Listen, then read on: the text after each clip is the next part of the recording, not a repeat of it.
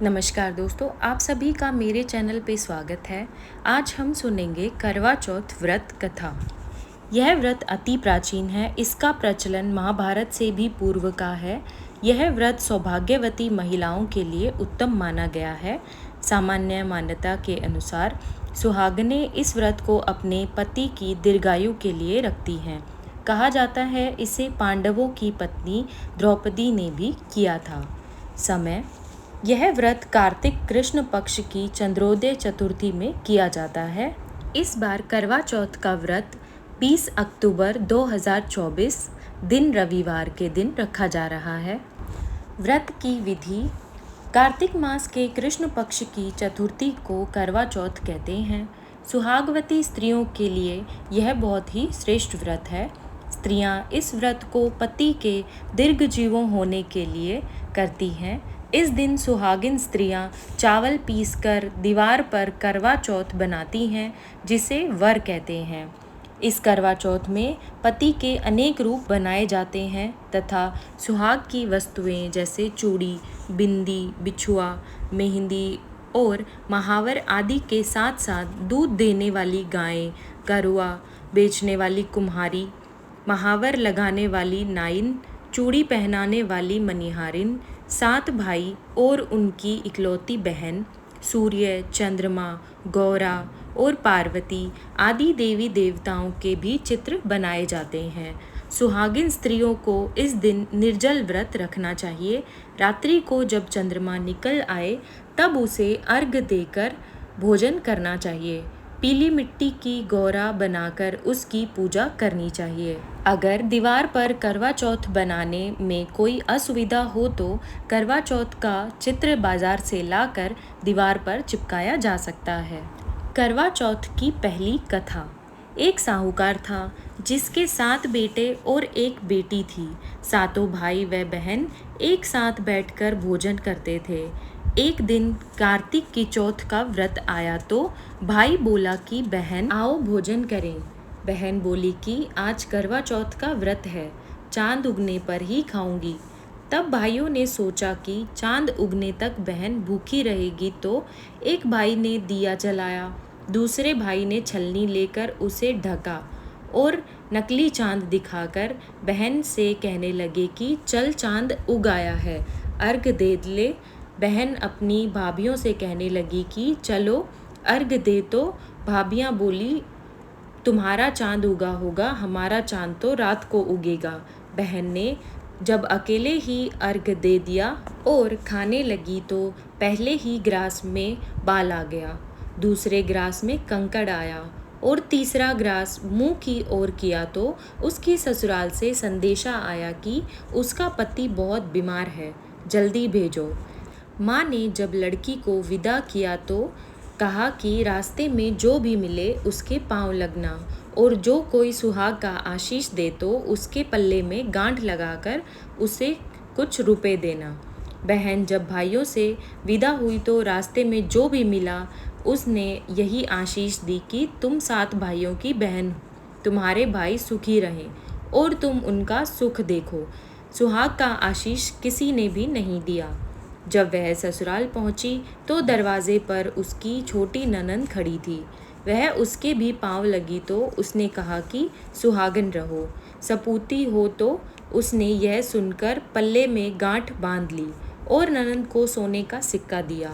तब भीतर गई तो सास ने कहा कि पति धरती पर पड़ा है, तो वह उसके पास जाकर उसकी सेवा करने के लिए बैठ गई।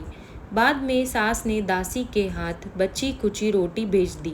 इस प्रकार से समय बीतते बीतते मार्गशीर्ष की चौथ आई तो चौथ माता बोली करवा ले, भाइयों की प्यारी करवा ले। लेकिन जब उसे चौथ माता नहीं दिखलाई दी तो वह बोली, हे माता, आपने मुझे उजाड़ा तो आप ही मेरा उद्धार करोगी, आपको मेरा सुहाग देना पड़ेगा। तब उस चौथ माता ने बताया कि पोष की चौथ आएगी, वह मेरे से बड़ी है, उसे ही सब कहना, वही तुम्हारा सुहाग वापस देगी। पोष की चौथ आकर चली गई, माघ की चली गई, फाल्गुन की चली गई, चैत्र, वैशाख, ज्येष्ठ, आषाढ़ और श्रावण भादों की सभी चौथ आई और यही कहकर चली गई कि आगे वाली को कहना। असोज की चौथ आई तो उसने बताया कि तुम पर कार्तिक की चौथ नाराज़ है, उसे ही तुम्हारा सुहाग लिया है, वही वापस कर सकती है, वही आएगी तो पाँव पड़कर विनती करना। यह बताकर वह चली गई। जब कार्तिक की चौथ आई तो वह गुस्से से बोली, भाइयों की प्यारी करवा ले, दिन में चांद उगानी करवा ले, व्रत खंडन करने वाली करवा ले, भूखी करवा ले। तो यह सुनकर वह चौथ माता को देखकर उसके पांव पकड़कर गिड़गिड़ाने लगी, हे चौथ माता, मेरा सुहाग तुम्हारे हाथों में है, आप ही मुझे सुहागिन करें। तो माता बोली, पापिन हत्यारिन, मेरे पांव पकड़कर क्यों बैठ गई? तब वह बोली कि जो मुझसे भूल हुई उसे क्षमा कर दो, अब भूल नहीं करूँगी। तो चौथ माता ने प्रसन्न होकर आँखों से काजल, नाखूनों में से मेहंदी और टीके में से रोली लेकर छोटी उंगली से उसके पति पर छींटा दिया तो वह उठकर बैठ गया और बोला कि आज मैं बहुत सोया। वह बोली, क्या सोए? मुझे तो 12 महीने हो गए, अब जाकर चौथ माता ने मेरा सुहाग लौटाया। तब उसने कहा कि जल्दी से माता का पूजन करो। जब चौथ की कहानी सुनी, करवा का पूजन किया तो प्रसाद खाकर दोनों पति पत्नी चौपड़ खेलने बैठ गए। नीचे से दासी आई, उसने उन दोनों को चौपड़ पासे से खेलते देखा तो उसने सासू जी को जाकर बताया। तब से सारे गांव में यह बात प्रसिद्ध होती गई कि सब स्त्रियां चौथ का व्रत करें तो सुहाग अटल रहेगा। जिस तरह से साहूकार की बेटी का सुहाग दिया, उसी तरह से चौथ माता सबको सुहागिन रखे। यही करवा चौथ के उपवास की सनातन महिमा है। करवा चौथ की दूसरी कथा अति प्राचीन काल की बात है। एक बार पांडु पुत्र अर्जुन तप करने के लिए नीलगिरी पर्वत पर चले गए थे। इधर पांडवों पर अनेक मुसीबतें पहले से ही थी। इससे द्रौपदी ने शोक विहल हो कृष्ण की आराधना करी। कृष्ण उपस्थित हुए और पूछा, कहो क्या कष्ट है तुम्हें?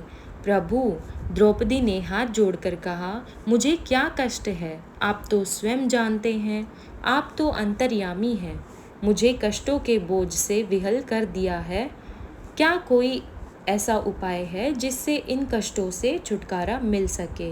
तुम्हारा प्रश्न अति उत्तम है द्रौपदी। कृष्ण मुस्कुराकर बोले, प्रभु, फिर मुझ दुख नारी का कष्ट दूर करने का उपाय बताइए। द्रौपदी ने पूछा। यही प्रश्न एक बार पार्वती जी ने शिव जी से कर दिया था। तब श्री शिव जी ने करवा चौथ का विधान बताया था। फिर प्रभु, करवा चौथ की जानकारी मुझे भी दीजिए और उसकी कथा कहिए। तब कृष्ण ने एक पल सोचने के बाद कहा, दुख सुख जो सांसारिक माया माना जाता है, प्राणी उसमें सदा ही लिप्त रहता है। मैं तुम्हें अति उत्तम करवा चौथ की कथा सुनाता हूँ, इसे ध्यान से सुनो। प्राचीन काल में गुणी, विद्वान, धर्मपरायण एक ब्राह्मण रहता था। उसके 4 पुत्र और एक गुणवती सुशील पुत्री थी। पुत्री ने विवाहित होकर चतुर्थी का व्रत किया, किंतु चंद्रोदय से पूर्व ही उसे शुदा ने बाध्य कर दिया। इससे उसके स्नेही भाइयों ने छल से पीपल की आड़ में कृत्रिम चंद्रमा बनाकर दिखा दिया। लड़की ने अर्घ्य दे भोजन कर लिया। भोजन करते ही उसके पति की हृदय गति बंद हो गई। इससे दुखी हो उसने अन्न जल त्याग दिया। उसी रात्रि में इंद्राणी भूविचरण करने आई। ब्राह्मण पुत्री ने उससे अपने दुख का कारण पूछा। इंद्राणी ने बताया, तुम्हें करवा चौथ में चौथ दर्शन से पूर्व भोजन कर लेने से यह कष्ट मिला है। तब उस लड़की ने अंजलि बांधने विनय की इससे मुक्त होने का कोई उपाय बताइए। इस पर इंद्राणी ने कहा, यदि तुम विधि पूर्वक अगली करवा चौथ का व्रत करो तो तुम्हारे पति पुनर्जीवित हो जाएंगे। कन्या ने ऐसा करने का वचन दिया तो उसका पति स्वस्थ हो गया। इस पर उस कन्या ने वर्ष भर प्रत्येक चतुर्थी का व्रत किया और अनंत अखंड सुहाग प्राप्त किया। श्री कृष्ण ने कहा, हे द्रौपदी, यदि तुम इस व्रत को करोगी तो तुम्हारे सभी संकट टल जाएंगे। इस प्रकार द्रौपदी ने यह व्रत किया और पांडव सभी क्षेत्रों में विजयी हुए। इस प्रकार सौभाग्य, पुत्र पौत्रादि और धन धान्य की इच्छुक स्त्रियों को यह व्रत विधि पूर्वक करना चाहिए। इस व्रत में भगवान शंकर जी की आरती की जाती है। करवा चौथ की तीसरी कथा। एक ब्राह्मण परिवार में 7 बहुएं थीं। 6 बहुओं के मायके वाले बहुत अमीर थे। इसी कारण ससुराल में उनका बड़ा मान था, परंतु छोटी के मायके में कोई न था। वह घर का सारा काम काज करती, सबकी सेवा करती थी, पर कोई भी उससे प्यार नहीं करता। सभी दुत्कारते रहते। तीज त्योहारों पर भी जब उसके मायके से कोई न आता तो वह बहुत दुखी होती। हर वर्ष की तरह इस वर्ष भी करवा चौथ का व्रत आया। अन्य बहुओं के मायके से उनके छोटे भाई करवा लेकर आए, पर छोटी के मायके में यदि कोई होता तो करवा भी लाता। सास भी छोटी को ही खरी खोटी सुना रही थी। वह दुखी हो घर से निकल पड़ी और जंगल में जाकर रोने लगी। एक नाग बहुत देर से उसका रोना सुन रहा। अंत में वह अपने बिल से निकल आया और छोटी बहू से पूछने लगा, बेटी क्या बात है, तुम रो क्यों रही हो? छोटी बहू बोली, आज करवा चौथ है, मेरा कोई भाई नहीं है। यदि मेरा कोई भाई होता तो आज जरूर करवा लेकर आता। नाग को छोटी बहू पर दया आई। नाग ने कहा, बेटी तुम घर चलो, मैं अभी करवा लेकर आता हूँ। थोड़ी देर बाद नाग ससुराल पहुँचा। ससुराल वाले इतना सामान देखकर चकित हो गए। सास भी प्रसन्न हो गई। सास ने प्रसन्न मन से छोटी बहू को नाग देवता के साथ भेज दिया।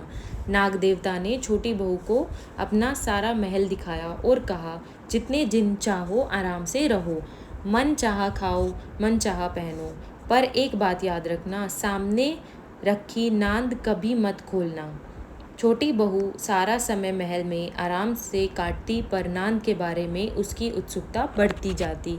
एक दिन जब घर में कोई न था, उसने नांद को उठाकर देखा तो हजारों छोटे छोटे सांप के बच्चे इधर उधर रेंगने लगे।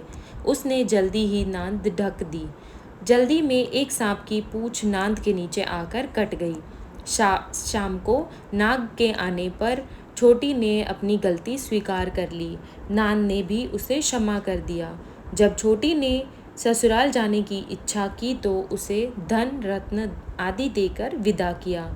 छोटी के ससुराल में अब उसकी बड़ी इज्जत होने लगी। जिस सांप की पूंछ कटी थी उसे सभी बंडा कहकर तंग करते। एक दिन उसने अपनी माँ से पूछा कि मेरी पूंछ कैसे कटी है। माँ ने कहा कि छोटी बहू के नांद उठाने और जल्दी में रखने से ही तुम्हारी पूंछ कटी है। तो वह बोला कि मैं छोटी से बदला लूँगा। माँ के बहुत समझाने पर भी वह एक दिन चुपचाप छोटी के घर जा छुपा और मौका पाकर उसे काटने की सोचने लगा। वहाँ छोटी बहू और उसकी सास में किसी बात पर बहस हो रही थी तो छोटी कसम खा खा कर कह रही थी कि मैंने ऐसा नहीं किया। वह कह रही थी कि मुझे बंट भैया से प्यारा कोई नहीं है, उन्हीं की कसम खाकर कहती हूँ कि मैंने ऐसा नहीं किया। बंडा ने जब सुना तो सोचने लगा, जो मुझसे इतना प्यार करती है मैं उसे ही काटने आया हूँ। वह चुपचाप घर चला गया। माँ ने पूछा, ले आए बहन से बदला? वह कहने लगा, माँ बहन से कैसा बदला? तभी से बंडा भाई व छोटी बहन हुए। भाई प्रति वर्ष चौथ के दिन करवा लेकर जाता। वह बहन बड़े प्यार से करवा चौथ का व्रत रखती। करवा चौथ व्रत की चौथी कथा। प्राचीन काल में करवा नाम की एक पतिव्रता स्त्री अपने पति के साथ नदी किनारे एक गांव में रहती थी। कार्तिक माह के कृष्ण पक्ष की चतुर्थी के दिन उसका पति नदी में स्नान करने के लिए गया। स्नान करते समय एक मगरमच्छ ने उसका पैर पकड़ लिया। वह करवा करवा नाम लेकर जोर जोर से अपनी पत्नी को पुकारने लगा। उसकी आवाज़ सुनकर उसकी पत्नी दौड़कर आई और उसने मगर को कच्चे धागे से बांध दिया। मगर को बांधकर वह यमराज के यहाँ पहुँची और यमराज से बोली, भगवान, मगरमच्छ ने मेरे पति का पैर पकड़ लिया है, अतः पैर पकड़ने के अपराध में आप अपने बल से उस मगरमच्छ को नरक में ले जाओ। यमराज ने कहा, अभी मगरमच्छ की आयु शेष है, अतः मैं उसे नहीं मार सकता। इस पर करवा ने कहा, यदि आप ऐसा नहीं करोगे तो मैं आपको श्राप देकर नष्ट कर दूंगी। यह सुनकर यमराज डर गए और उस पतिव्रता स्त्री करवा के साथ जाकर मगरमच्छ को उन्होंने यमपुरी भेज दिया और करवा के पति को दीर्घायु प्रदान की। उसी दिन से यह करवा चौथ मनाई जाती है और सुहागिन स्त्रियों के द्वारा व्रत रखा जाता है। हे करवा माता, जैसे तुमने अपने पति की रक्षा की, वैसे सबके पतियों की रक्षा करना। इति शुभम। आरती श्री गणेश जी की। जय गणेश जय गणेश जय गणेश देवा, माता जाकी पार्वती पिता महादेवा। पान चढ़े फूल चढ़े और चढ़े मेवा, लड्डुअन का भोग लगे संत करे सेवा। जय गणेश जय गणेश जय गणेश देवा, माता जाकी पार्वती पिता महादेवा।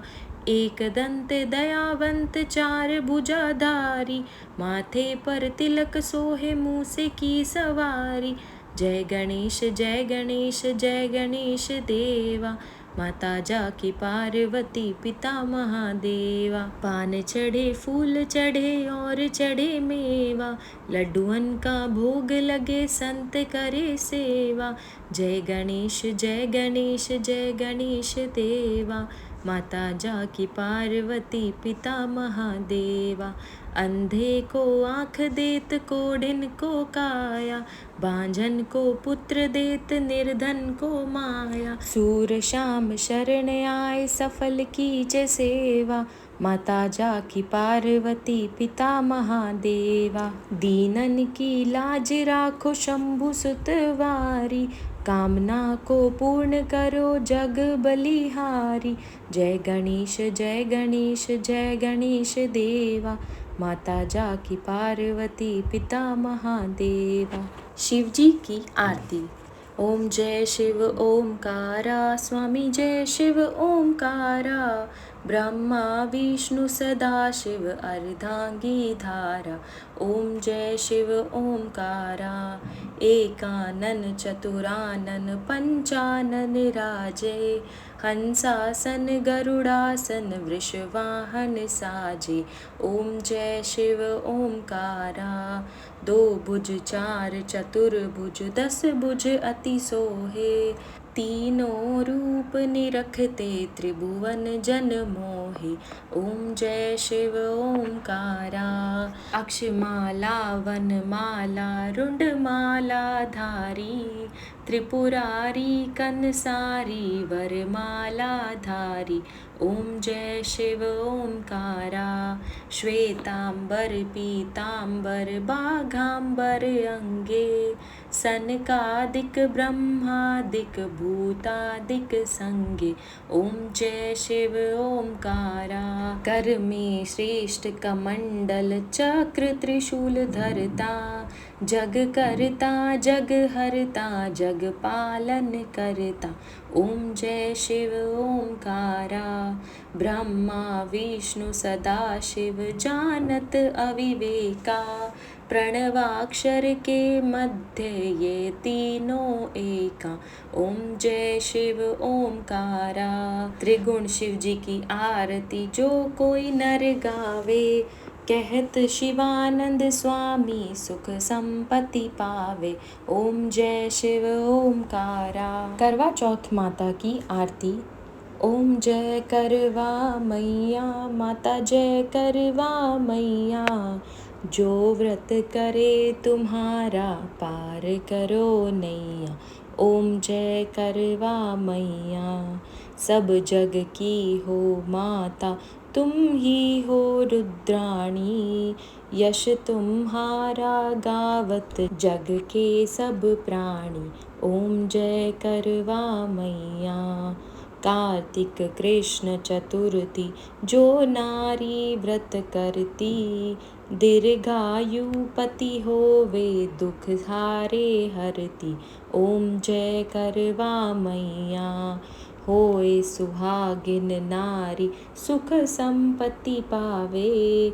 गणपति बड़े दयालु विघ्न सभी नाशे। ओम जय करवा मैया। करवा मैया जी की आरती व्रत कर जो गावे।